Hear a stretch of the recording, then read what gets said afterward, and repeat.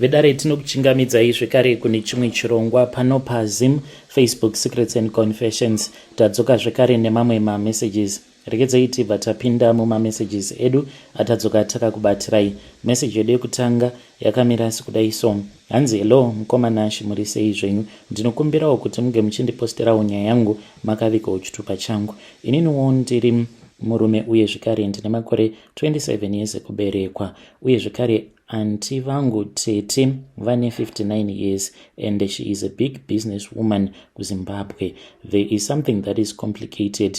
Izvo zviri kuitika pakati pangu navatete vangu. It is a taboo, yes I know, but ndo zviri kutoitika. Saka anti vangu ava vakaromba, ndo chokwadi chiripo, ende anti kubva ndechiri mukomana wechidiki vaingondishandisa pamhiko dzavo, ende vakaita marituals vachishandisa inini, ende vanondishandisa mukunogadzira kwavo kwavanoita mari vachizvisimbisa mubusiness. Right now inini ndiri kuno kuSouth Africa, but ndine umwe mukadzi muSouth African uyo wandiri kugara naye, saka iye anoda kuti tinge tichizororana tobva tatochata, but there is something that is complicated because she is a year younger than my auntie. So mukadzi uyu wandiri kugara naye akatorambana nemurume wake was also a South African nekuda kwangu. Pandakauya kuno kuSouth Africa ndakabva ndachizotangawo kungorarama ndichingongwavha ndichiitawo zvemapiece job.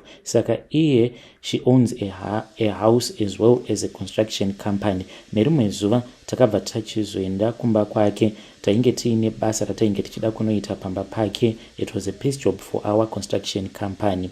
Then akabva achizoudza boss vangu kuti aisada kuti ivo vange vachizoya kuzokolekta mari, but vaifanira kuti vange vachizotuma ini kuti ndinge ndichizokolekta mari, vakati painge pasina chainge chakashata. Pandakazoya kuzokolekta mari ndopa akabva achizondiudza kuti chokwadi chainge chiripo ndechekuti ainge andifarira, ainge andichiva zvekare. We then started dating, so me and her daughter, we are the same age group, but mwana wake ndinotomuona sekunge mwana wangu. Vana vake vose ivo vanototi teti kwandiri, even though takada kuenzana. There is no problem at all. They respect me as well, and she wants us, even her kids, vanototi teti dai maroora mama vedu. But hey mukoma, it is complicated because amai vacho vakuru ende vakatoenzana navatete vangu, and she said kuti I should never expect a child from her because of her age. She is a straightforward woman, an open woman who will never lie to you about things that she can do or things that she can do for you. Kana katukudza kuti izvi forget and smile, zvechokwadi you need to forget and smile. So that is where we are, me and that lady and my auntie back home. So my father passed away pandainge ndichiriwo mwana mudiki, and then when my mother passed away ndo pandakabva ndachizotorwa natete. She started taking care of me, so ndakakurawo ndichingorerwa navatete vangu. It was quite challenging because pamba pavatete vatombodi kana hama dzavo dzinosvikapo, saka we just had a lonely upbringing nevana vavo, uye zvekare kwacho ikoko kwavainge vakamitisiwa havatombodi kana kuona hama dzevana vavo. Nanhasi uno vana vacho havatombodi kuona kana hama dzababa vavo because of my auntie. My auntie, she's a well-known business woman. Vakatanga business ravo vachiita zvekutengesa fodya, saka vaienda vobva vachizonohodha fodya in bulk vachitengesa masigarettes aya. Vainge vatori a big warehouse until there was a time zvinhu pazvakazongodhakwa chabvondoka. Zvaiwanzokuitika ndezvekudai so anti vangu ava nekuda kwebusiness ravo ravainge vachiita vaiti maprofit margin acho anenge ari mashoma. He started losing money because vaiwanzokutengesa masigarettes awa in bulk at a lower price. Saka zvinhu zvaiti zvikadhakwa munyika vobva vatoluza kana maprofit ose, vakabva vachizotanga kuita madhiri. Awa ndo madhiri avaiita. Vaienda kumafactory uko kwaigadzirwa masigarettes acho iwawo, then vobva vachizotaura nevakomana vanenge vachishandamo mumafactory acho, and then marejects aya vaibva vachizomatora vobva vazomaisa pasite vakamirira kuti vatete vange vachizoya kuzotenga. Saka vatete vaikwanisa kuenda kunotenga kana mabox aya anenge aine zvimapeki zvemasigarettes vaitenga kana mabox ari 200 and then vaibva vachizopiwa nemarejects obva azongozanganiswa obva vaita sekunge vanenge vangotenga zvinhu zvinenge zvisina marejects, in which vaizotopiwa kana marejects 300 kana kuti 400 more boxes. She was making a lot of profit until vakomana vaiva vainge vachishandako kufactory ikoko vazobatwa. Mushure mekunge vabatwa, vatete vangu vakatombopotsa vasungwa, but sezvo vainge vaine mari vakabva vachizoshandisa malawyers. She said that a company had no idea kuti chii chainge chichimbonyatsokutora nzvimbo. They were those that used to handle marejects acho iwawo ndo vakachizosungwa. Mushure mekunge vasungwa vakabva vachizofumura vashandi vavatete, then vashandi vavatete vakabva vachizosungwa. Saka vakati vasungwa, there was one of her accountant who was a lady whom we used to go to church with. She was scared because the books they were being cooked, mabhuku ekambani vaitova nemadhiri avainge vachitoita so that vasazobhadhara tax nezvimwe zvinenge zvichifanira kuti zvinge zvichizobhadharwa as a company. She had decided that it was far much better for herself to go and tell someone at the police station so that mabooks awa ange achizokwanisa kuzoitwa audited to review some of the things that were there, because that lady, one of her uncle's son who had been arrested, she was working for my auntie and they were related nemukadzi wewe accountant vavatete vangu. Saka ainge achida kuti iyeye mwana wasekuru vacho ange achizobuda mujeri. She was fighting for him. That was when apo paakazoenda kupolice station akabva achizonotaurawo nemapurisa kuti izvi ndo zvakaitika, uyu haana kana chaainge achimboziva. Vaingopiwawo ma-instructions pabasa kuti endai munotora ma-products kwakati munomaisa kwakati. So after she had gone to the police station vakabva vachizoudza mapurisa, but vainge vasingatozivi kutoti mapurisa acho ainge achitowirirana navatete vangu. Saka pane rimwe zuva pakazouya mamwe ma-CID awa ainge ari maviri uye zvekare vainge vaine madockets. Then vakabva vachizopa vatete vangu madocket and told her kuti this could get her in trouble. Vakazongoramba vachingotaura vakagara paveranda. Vatete vakapinda mumba vakazodaidza varume vaya ndokubva vachizopindawo mudining tikanzi tinge tichienda kumaspare bedroom. Asi takatoona vatete vachipa varume vaya mabhegi maviri ainge akazara nema-US dollars. Varume vaya vakabva vapinda motikari mavo vakabva vachizoenda. The funny thing that happened was that mukadzi uya akazongofa. Mukoma mafiro acho haakaitaka sezvinongoita mamwe mapolitician emunyika medu anongonzi nenge akaita accident as if there was someone who had loosened the brakes. Saka mukadzi uya she was traveling from Zim akananga kumusha kwavo, ndo apo paakazongonzi hanzi she hit a tree and her car overturned. Asi chakashamisa vanhu veruzhinji ndechekuti motikari yacho iyoyo, even though yakazoonekwa kuti it was driving at a very high speed, asi vanoziva vakati vachiongorora vakaona kuti mutara mainge musitomborena kana maskid marks anoratidza kuti pane zvakaitika zvakazokonzeresa kuti mukadzi iyeye ange achizongobuda muroad achinorovera pamuti motikari ichizo overturna. It was as if, according kutaurwa kwazvo, hanzi motikari iyi inoita sekunge yakangobhururuka ikabva yaenda ikabva yanorova head on pamuti. That is what happened.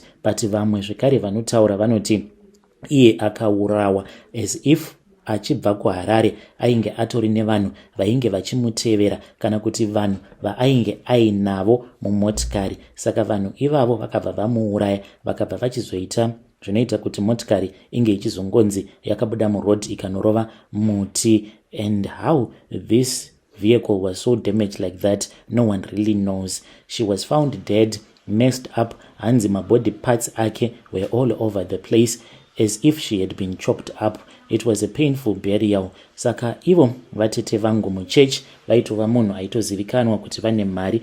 pakanzi painge pachida kubviswa mari dzechema tiri kuchechi. She contributed a lot of money as well as company yavo ikadonata mari yakawanda kwazvo. Ndo apo pavakabva vachizoenda kunoviga mukadzi uyauya. Asi ndinorangarira kunyange zvangu ndainge ndichiri mudiki mbijana, but vakatonohaya mabhazi 8 because vakatoenda noumwe mwana wavo vatete. Akazondiudza kuti taenda tikanohaya mabhazi 8 nekuti kwainge kuine vanhu vaifanira kuti vange vachizobviwa navo vekuchechi nedzimwe hama neshamwari dzemuHarare dzichizoenda dzichiperekedza mutumbi wake mukadzi uyu kuMhondoro, nekuti ndokwa akazoenda akanovigirwa ikoko. Mabhazi awa akaendako kuMhondoro akazara kuti maku, and she got buried. That woman, she was buried in a glass coffin. It was very expensive. Casket racho iroro rakatengwa nekambani yavatete, but ndikangoti ndivatete vangu vakatenga casket racho iroro.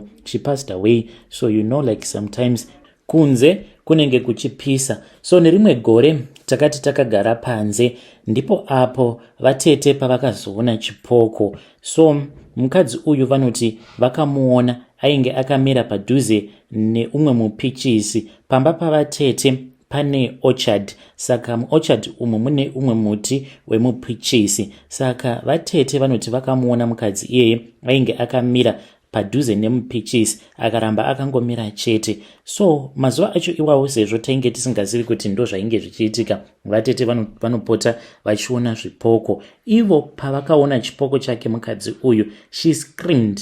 Vakangokaruka vasimuka vakabva varidza mhere kuti yowe, vakati vachida kuti chipoko ndokubva vanyarara vakamhanya mumba.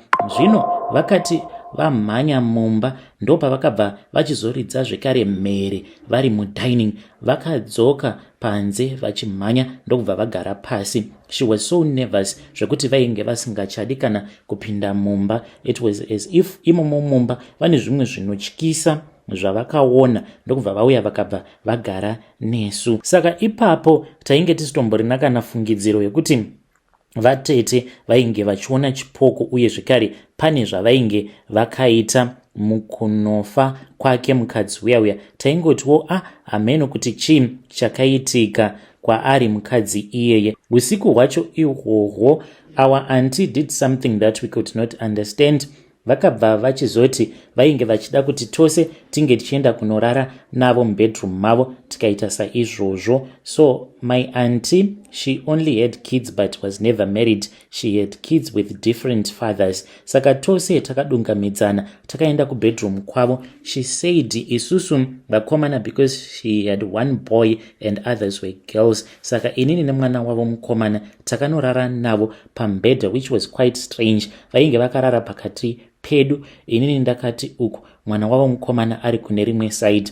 Then one of my little sister and her other daughters vakabva vawaridza pasi vakabva varara pafloor. Saka ivo vatete vakazorara nesu. She was in the middle. Then throughout the night hapana kurarwa nekuti taitonzwa kutoti painge paine zvinhu zvainge zvichifamba pamusoro peroof zvichifamba. Ivo vaingoti do not worry vanangu, nekuti ikitsi, kunoku kwava nekitsi dzinonetsa.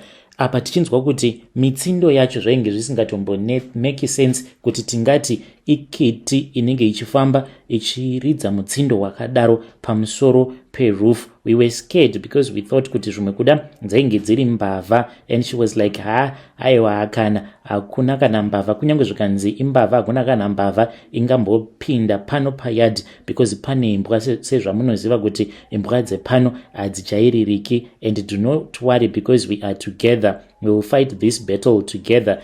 Ndo zvavaingoramba vachingotiudza throughout the night. Vainge vasingadi kuti tinge tichirara, vakatituma kuti tinge tichienda kunotora TV kudining room. Apa takati tava kubuda mubedroom vakabva vasimuka, vainge vachitya kusara vari vega mubedroom, vakatitevera ndokubva vachizodzoka nesu zvekare mubedroom mavo. Then when we started to fall like fast asleep, because usiku hwose here tichingomanikidzwa kunzi imi mukai, that was when patakabva tachizotanga kunzwa izwi reumwe mukadzi uyu ainge akamira padhuze nepawindo achichema. Mukadzi uyu aichema achiti maikani, mai,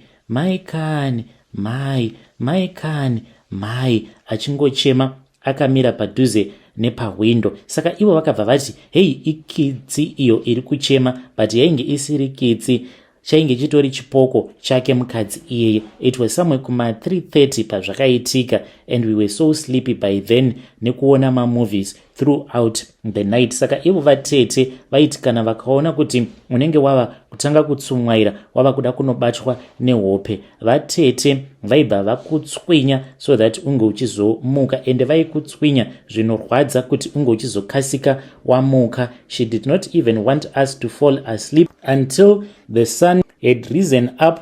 Ndipo apo pavakazoti hii vanangu, mandibatsira kurwa hondo dzose idzi. Vakabva vamuka, vakabva vabuda panze, vakaenda pamupichisi uyauya, ndokubva vatanga kutaura.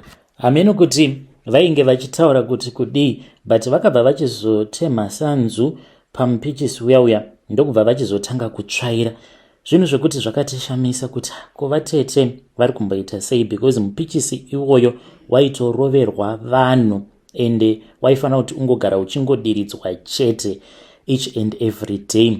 Kuti tinge tichizovaona vachitema sanzu pauri, zvinhu zvakatishamisa. Vakati vapedza kutsvaira paya ndokubva vatanga kuridza muridzo, vakabva vachizodzoka mumba, but she was very stressed. Then pakabva pachizoya umwe murume uyu, from the way that he was speaking muchishona, we could tell kuti ainge ari wechirudzi wekuMalawi. Then vakataura navatete vangu vainge vakangomira padhuze nemupichisi uyauya, vakataura mukoma kwenguva refu kusvika isuwo tazotopinda mumba. Saka vakati vachitaura kudaro vainge vachingonongedzera. So they said kuti painge paine chipoko chainge chiripo, and we were so afraid. Mushure mekunge vapedza kuita zvavakaita, I think maybe our fear was what made us to start seeing that woman, because ipapo chipoko chacho tainge tisingatombochioni chake mukadzi iye. The first day that I saw the spirit of that woman, inini nemwana wavatete tainge takatorara zvedu muspare bedroom medu. So he had a phone iyo yataishandisa. Phone iyi, it was an old phone, yainge iine magames aya ekudhara. Saka taitopanana mikana yekuti tinge tichitamba magames acho iwawo. So dzimwe nguva ndaizotomirira kuti ange achizotanga arara, so that ndige ndichizokwanisa kutora foni yaya sezvo yainge isiri foni yangu. Then I fell asleep, naiyewo akabva achizorara. Then ndakatanga kunzwa mamwe movements awo andisina kukwanisa kunzwisisa, because the way that we had set up the bed, it was nice right next to the window, zvekuti wakarara pamubhedha unotokwanisa kutovhura window, such that waiti kana wakarara saizvozvo zvese zvinenge zviri panze, zvinenge zvichiitika panze unenge uchitoona. And close to this window painge paine rimwe flower bed zvekare neheji. So pandakati ndakarara kudaro ndo pandakabva ndachizonzwa munhu kuti pane munhu akafamba. Munhu uyu achifamba kudaro akabva achizohakwa neheji yaiya, akabva achizoita noise. Ndakati ndakatarisa, hii mukoma, ndakabva ndachizoona chipoko ndakachiona ainge ari maskati, zuva rakacheka nyika. She was wearing a white dress, usually madress aya anopfekedzwa vafi, and then they are buried whilst they are wearing that. Ndakaona mukadzi uyu ndokubva anyangarika, but I don't know what happened. I don't even know kuti chii chakaitika. And at that time mukoma hana yangu yakangorova ka1, ndokubva ndatongodzikamisa hana. I was not even nervous anymore. Ndo pandakabva ndachizotanga kuona mukadzi uyauya, ndainge ndomuona nguva dzakasiyana siyana, and ndainge ndisingachazivi zvino kuti dzainge dzichiri hope here kana kutoti ndainge ndava kutomurota in real life. So mukadzi uyu dzimwe nguva ndaingoti ndakarara kana ndikangovhura maziso ndobva ndamuona akawanda muwardrobe. We had a fitted wardrobe in one of those spare bedrooms, and ndaitongomuona ari mumuwardrobe, but iye ndaimuona akamira kucompartment kwekwe kwekuti you can hang the suits as well as the shirts. That is where I used to see her standing in there in the wardrobe. Even though waiti kana ukavhara door rewardrobe uchienda kunorara, then you will find out kuti paunozomuka paya door iroro rinenge rakavhurika. Akangonditarisa, maziso ake ari red, and she will disappear. And then I had a dream about him. Iye akabva achizoti ainge achida kundiratidza zvose izvo zvainge zvichiitika pamba pavatete. Again, me and my auntie's son tainge takarara in the spare bedroom. Takati takarara kudaro, it was during the day. As I was falling asleep, ndo pandakatanga kunzwa sekunge painge paine munhu ainge akandigarira on top of my chest. Like I felt this weight and I felt weak in my shoulders, sekunge painge paine munhu ainge akandigarira zvekare mumafudzi umu. Ndokubva ndatanga kubatwa nehope ndichienda zvishoma nezvishoma. And then after I had fallen asleep, I started to have sleep paralysis.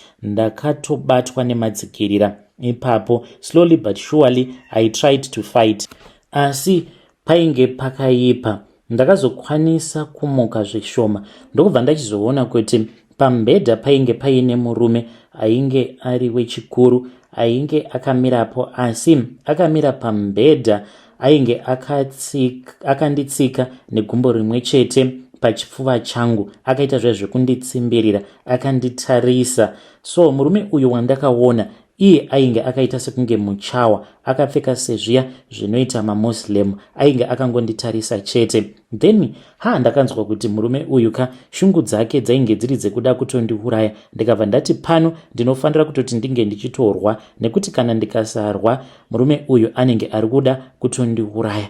So the curtain was a little bit open. Ndo pandakatanga kutambudzika ndichingomuvha chete musoro wangu. Ndiwo wega wandainge ndichingokwanisa kumuvha panguva yacho iyoyo. Muviri wangu wose wainge wakatsimbirirwa. When I looked, ndikabva ndachizoona vatete vangu. Zvakandishamisa because ipapo ndainge ndisisina kurara mukoma, kutaura chokwadi. It was a vision. Ndakavaona vatete vainge vakashama saizvozvo, vainge vakamira padhuze nepahwindo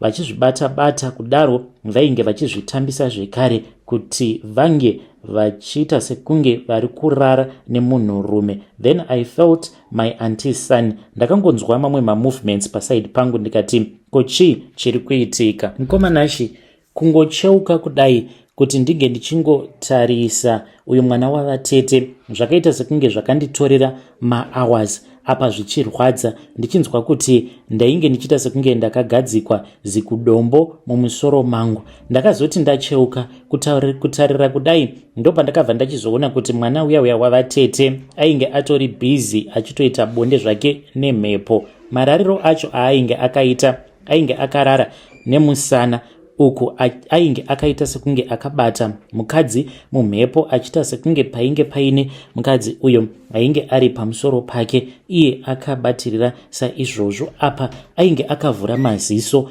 zvaityisa kani mukoma ainge asingabwairi kana kuita sei, akangovhura chete maziso ake kuita sekunge chizombi. He was not blinking, not doing anything, just moving his waist as if there was a woman who was on top of him. Then the dream just stopped. Mukoma vision iyoyo yakabva yangoti dzi, kuita sekunge munhu akadzima lights. And then I had mwana wavatete ava kutanga kuchema, ainge abatwa zvino nerimwe zidzikirira rakandivhundutsa, neniwo rakabva ratondimutsa zidzikirira racho iroro. Saka ndakabva ndamuti hey, muka unofira kuhope. I felt someone running away from the window. Mukoma ndakanzwa munhu iyeye uyo achitiza, and I'm sure kuti vainge vari vatete, even though vachiramba zvavo. Vanoti ivo havasirivo. Musi wacho iwoyo vainge vakamira pahwindo, but nezvimwe zvakazoitika I know kuti ndivo zvavo. Ndakanzwa munhu achitiza, munhu uyu mukoma akati achitiza kudaro, ndakanzwa kuti d munhu achitiza kwava kunopinda mumba. Then the vision just stopped. That vision, when it stopped, I had never felt so thirsty in my life. And I said, it is better ndinonwa mvura. Ndakamuka paya ndava kuenda kunonwa mvura. And then that was when I met my auntie.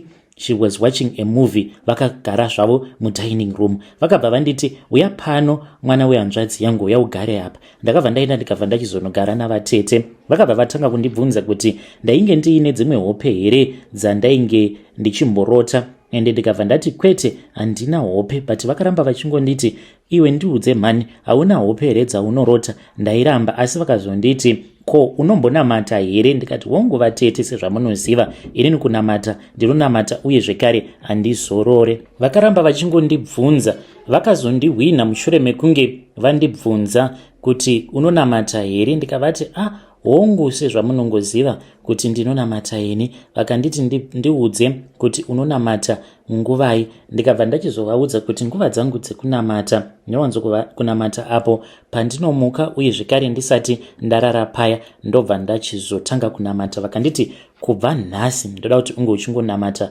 na4 kusvika pari nhasi mukoma ndiri munhu wekuti ndinongonamata chete na4 ende ivo vatete vanototi vange vachindifonera every day na4 o'clock vanotonditi chinamata kubva ipapo kusvika pari nhasi.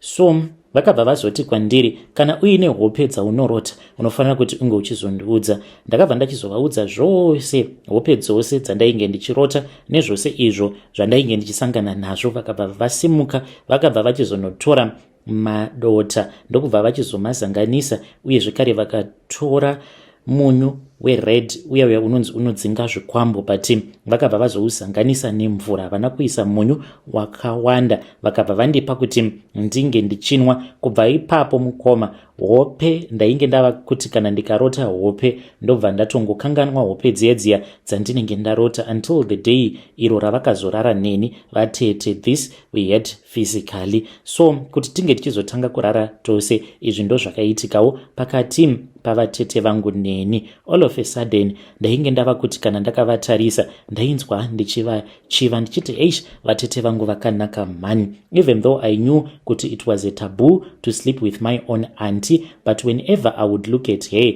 ndaingonzwa kuti vatete vangu varipo, vatete vakanaka. She started inviting me in her room late at night, and dzimwe nguva ndaiti kana ndikaenda kurumu kwavo ndofind out kuti vanenge vakapfeka tuma night dress tupfupi with nothing underneath. And sometimes she would call me when she would be sleeping with her stomach facing down so that I can see a lot of stuff, until one night she told me to come and check up on her. Vakabva vati kwandiri, do not forget to come and switch off the light, because dambudziko ravo vaiwanzo kuzongorara light riri on. Saka vakanditi kuma 11 p.m. unouya uchindidzimirawo light. So ndakazoita saizvozvo mushure mekunge vana vavo vose varara, sezvo vakandiudza ndiri ndega kuti kana vamwe varara ndopaunozouya. Ndakamuka ndikabva ndachizoenda kubedroom kwavo ndokubva ndachizovhura ndikaona kuti light ingawani rainge rakadzimwa.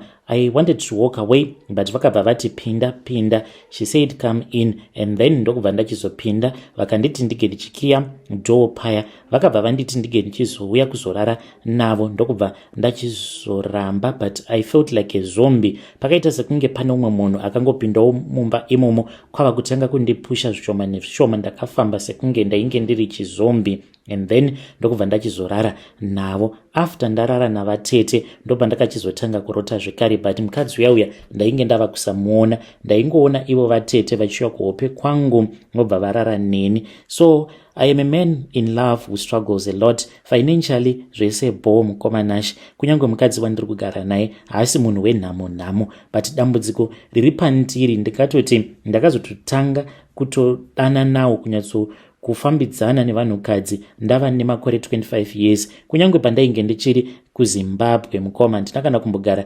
ndakadheitawo musikana akaenzana neni, kana kuti wandinenge ndakangosiyanawo naye maybe ne2 or 3 years. Changu chete ndechekuti ndinongodheita vakadzi vanenge vari vakuru kwandiri. Ndingatoti the youngest woman that I dated was 14 years younger than I am. So ndo munyama uri pandiri, ndinongodanana nevakadzi vanenge vari vakuru kwandiri. I can even date mukadzi wekuti mega munotoshamisika kuti koipa papa saka ari kudei paari, mukadzi wekuti anenge akatokusiya dzimwe nguva kana ne30 to 35 years older than you, just like this lady that I am dating. Mukuru kani akura, that one that just offered me a job, and then ndokubva achizoti ainge achida nezvangu. I am now working for another company, she takes care of me, I need advice kubva kune vedare renyu. Chinowanzokuitika ndechekuti vatete vanoti kana vachida nezvangu vanotongondiudza kuti musi wakati kufanira kuti unge uchidzoka kumba, ende zuva iroro rinoti kana rasvika